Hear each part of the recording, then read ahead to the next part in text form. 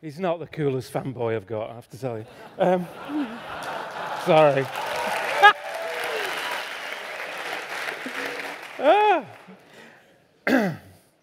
My mum has no idea what I do for a living. Probably like a lot of mums of people in this room. She once, I was talking to her on the phone. She said, I was talking to the hairdresser the other day, and we got talking about, you know, I'm so proud of you and stuff. And I told her you invented Google Maps. That's right, isn't it? I was like, no, Mum, I didn't invent Google Maps. And then there's probably a question that we, pretty much most of us have been asked today during the course of the breaks and meeting wonderful new people, the occasional boring person. But we're meeting all these people, and we probably get asked, you know, what do you do? And he said, you know, I get asked a lot in, the taxi drivers always ask you that. What do you do? And, you know, I used to be a web designer, so I would say, I make websites. And the taxi driver would go, oh, yeah, mate, my son makes websites, yeah. No. He does not make websites. He plays around and puts kittens on things, you dick. So it's late, so I'm probably going to swear a little bit. But so I was like, oh, I have to tell someone to make websites. I don't really make websites anymore, but it became, you know, it's become so ubiquitous, and everyone knows someone who makes websites. And so now I kind of say, I had another taxi driver ask me, oh, well, what do you do? And I said, I thought about it, and I realized that actually what I do, I said, I make fillings for rectangles. I'm just going to drop you off here, mate. All right, yeah. Okay, fine. But, and I think that is what I've done most of my career. I've made fillings for rectangles. You know, in the past, I used to be a photographer, so the rectangles were kind of 35 millimeter shaped when we used to have those things. And then I then moved to computers, and you know, my life can be summed up by different screen resolutions. It goes up like that, and now it's coming back down again. It's like now we're making like little things like this. It's cute. So, you know, and then think, oh God, is that it? You know, and rectangles, well, they're kind of a modernist shape, aren't they? You know, and I'm a fan of modernism. You know. But it kind of failed. Modernism failed. It looks very nice on a piece of paper. It looks very nice when you're not using it a lot of the time. But I think we ideally need modernism with texture. Now, I'm not saying Cath Kidston bullshit. I'm not saying texture like that. I don't mean literally texture. But I mean bumps and scars and, you know, and that's why, you know, if the Bauhaus made the iPhone, there's no way they would ever let a fart app go on there. No way! It's like, but, you know, but it's kind of like, oh, that's kind of human. It's horrible. But it's just, you know, we've got this Bauhaus-esque object as an iPhone, and yet we fill it with all this stuff, and that's okay. It's up to you. So I kind of like to play around with that, and that's really what I'm going to talk about is the things that are not Bauhaus and also aren't binary. They aren't black and white. Click. Do it. All right, okay. So this is an aerial view of Detroit. It's not the whole of Detroit. It'd be pretty boring if that was Detroit. But so this is Detroit. And it kind of represents to me my approach to computers and the stuff that I make and programming in general, I guess. Or how computers see the world. So they kind of lay down a structure. They kind of have these, you know, it's linear, it's black and white, it's ones and zeros. And that's kind of these roads. And that's how we're supposed to use these things. This is how a machine sees the world. So you have these roads. Okay? It's like really boring. It's like really efficient. And it's not very romantic. And actually, when you look at what human beings have done, they've worked within the system, but they've subverted the system. And they've actually made their own paths. And these are called desire paths, desire lines. It's a thing that's studied a lot. So if you put into Google desire paths when you're not searching for kittens, so, you know, nothing wrong with kittens, by the way.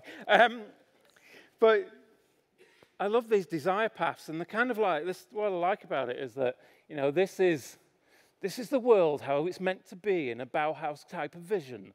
But actually, people go, screw that shit, I'm going over here. You know, it's like, yeah, I'm going to woo. And then you notice that there's not a million lines. We've kind of like, oh yeah, Dave went that way, and I'm going to follow Dave. And you know, there's not like loads of lines here. There's like, and it's all wiggledy-piggledy. It's not, and it's also not super efficient. It's not like a straight line from here to here. It's like, oh, I'll bend around here and stuff, and it's cool. So, what a beautiful way. This is real life. This is not how computers see the world, and this is what I love. This is what I want to design for. I want to design for the in-between. That's what I want to do, and that's the kind of things that I try and make and explore. But it kind of goes against machine logic. I love this quote from Cecil Baumann at Arup. Arup are like one of my heroes. Cecil Bauman's one of my heroes. He's since left Arup. And Arup built the Bird's Nest Stadium and crazy things like that. And Cecil Baumann was engineer, architect there, I guess. He then has now left, and he did the orbit with Anish Kapoor at the Olympic Park. But I love this quote. Don't we all want to do this? Don't we all want to create a structure that provokes exploration and questioning of accepted practices and methods? Yeah, don't we want to do that? Don't we all want to do that? I know I want to do that. That's when I get up in the morning. I want to provoke exploration, questioning of accepted. I mean, my wife goes, what are you going on about again? So I love this. And he wasn't just a random quote. He was talking about this. So, a bridge is supposed to go from A to B in a linear way. That's what a bridge does, yeah?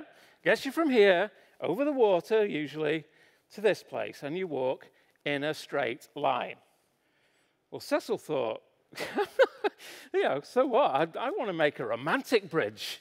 So I'm going to put a whacking great big kink in it. It's like, why would you do this? It's like, you know, and it's so, to me, it's beautiful because it goes against the grain. And when you do something that goes against the unexpected, then beautiful things can happen. And that's what people remember as well, because they're used to the expected. But when something unexpected happens, like Ariane breakdancing, you're going to remember that stuff, yeah? So you can, and I love this thing, and he described it as like, who are you going to bump into as you turn that curve? Are you going to bump into your next lover or your next wife, or your husband, or an old friend or a new friend? And it's just a beautiful little thing. Now, notice it's not crazy. It's not like this, and it takes you 10 minutes to get to the other side. That would be crazy. But it's just enough to go, oh, that resonates. That's kind of a beautiful thing. And the thing is as well, it's, you know, I work with pixels. And these guys are working with concrete and steel, and people can die. The stuff that I do, generally people don't die. Though I did electrocute myself the other week, so that was bad. But, and it's oftentimes, you know, we've spoken a lot today about slowing down. And it's this thing, when you rush from A to B, you miss everything in between. There's a great book by Norton Juster, amazing children's book called The Phantom Toll Booth. And there's a chapter in that where, because people are rushing from A to B, eventually the buildings disappear because they don't look up anymore and they don't see the world. So I wanted to explore this idea of serendipity. And yet I see the web in the way it's built is a very linear process. You go to a page, you scroll up and down, and you read things, and you scan read. And it's not a great way to bump into things. It's very linear. So I thought, I'll make my own thing. I'll make my own way to surf the web. And I built this. So you type in a news subject. So it could be New York City, search for the news. And then there's no interface at all.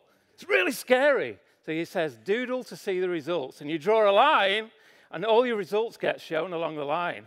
And then what you do, you draw a line from the bit that looks interesting, and you drill down into that subject like this. So we're going to look at the KGB. And then it shows that news story. Now, connected subjects then get shown around it.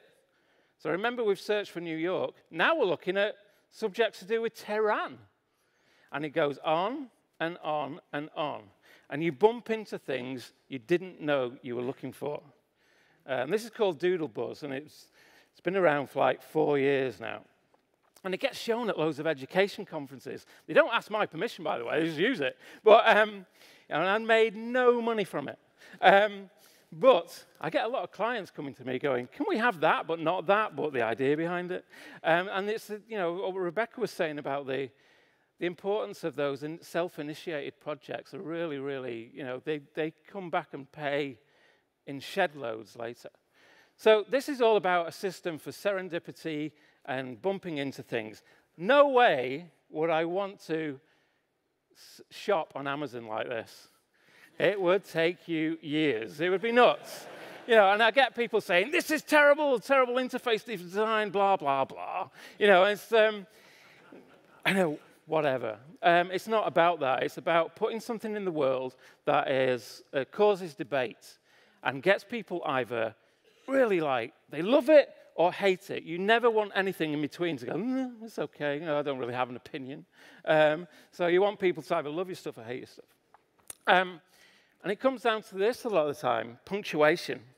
I was at a family party, and there was an auntie there, and she just said to me this one phrase, and I'd never forgot it. And she's not a designer.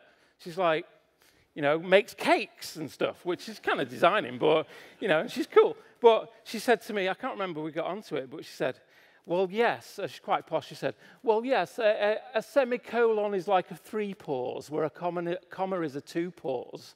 And I went, oh, my God, that is amazing. So I was like, yeah, she's so right. And I could do a lecture on semicolons for like an hour. So settle down, here we go.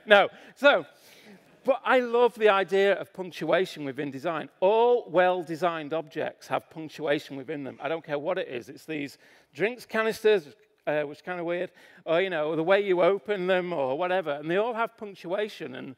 And because of punctuation, you cause expectation. And expectation is a good thing. It's like gets you excited. So it's nice to use these things to create separation from what you expect and what you actually are going to get as an experience. So the Royal Shakespeare Company came to me, and they said, we've got this data API. Everyone's got them now, haven't they? I was like, yeah. And so we've got this data API, and we've searched for Twitter, and anyone who mentions the word Shakespeare, one of like 30 plays, and Flickr, and eBay, and we're going to give you this data, and you're going to make something cool. I was like, okay, well, this is cool. RSC are really cool. So I was like, okay. So I sat for 3 months in a garden thinking, what the hell am I going to make? They were sending me this data. I couldn't get it to make sense. I couldn't find a story. It's kind of like someone giving you a dictionary and going, make something as good as Catcher in the Rye. There you go. There's the words. I was like, thank you. Thanks for that. Well, that's no good. So they gave me a dictionary, basically, but they were lovely clients. So I was like trying to search for this punctuation. I was trying to find all this timing, and I was listening to all these podcasts about Shakespeare. And then one hit me, and it said, Shakespeare is a mirror of our own predicament. And I sat there, I was like, that's it. And it was basically telling us that, as we've heard, Shakespeare keeps being quoted, that it still is contemporary now. It explains things today in this world. And yet he did it, so many 100 years ago. My time's running out, but, I'm the last one, so let's rock on, people. So what I did, I said to him, look, I've got a better idea. What if we recontextualize Shakespeare's quotes? I'll write some algorithm. I was making it up at the time. I'll write this algorithm that looks at news stories and then does this fancy bit of code, and it tries to match the best Shakespeare phrases and quotes to current news stories. So therefore, we recontextualize Shakespeare on top of news, and then people who've never heard of this Shakespearean quotes then can see it in the context of news, and then they discover it. And they were like, that's cool. And I was like, great, how am I going to make this? So I was like, and it's what Anne was saying about, you're never ready. I have a friend in Brooklyn, James Victoria, who's this amazing graphic designer and artist, and he has this phrase that will resonate with Anne, I think, and he says, begin before you're ready. And I was like, I just told him, Industrial Light and Magic told Spielberg they could make dinosaurs look realistic. They didn't have a goddamn clue how they were going to do it, but they just did it. So, and it puts you in this comfort zone, out your comfort zone. Beware the Ides of March. Libya's Prime Minister-elect suffers a setback after his proposed cabinet fails to win parliamentary approval. So I was like doing this thing, I was like, my God, it's kind of working. And thus I clothe my naked villainy.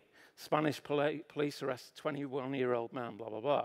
And then you can see where that's from and then drill down. So this is in beta at the moment. It's not live. And so finally, I believe we're a network of people, not machines. This network is a conduit for us as human beings to connect with each other.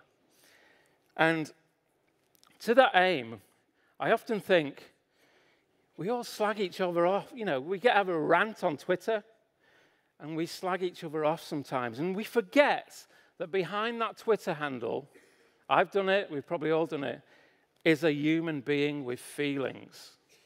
Okay. So I wanted to make something that told people, again, that person that you're ranting about, that is a human being.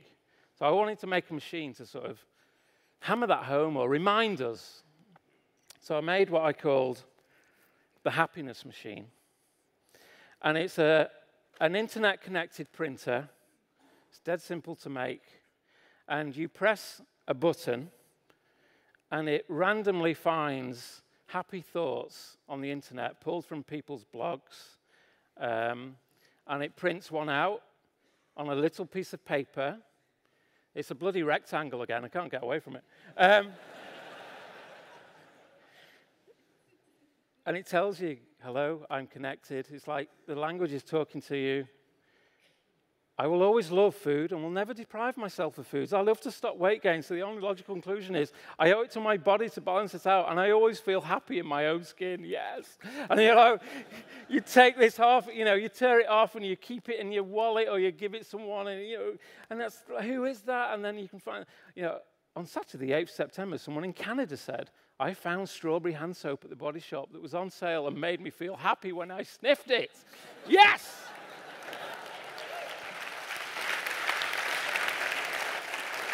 Consumerism, being made happy by consumerism, yeah, go for it. I do. So I'm going to finish with this. This is my point, that data by itself is not enough, and data needs poetry. Thank you very much.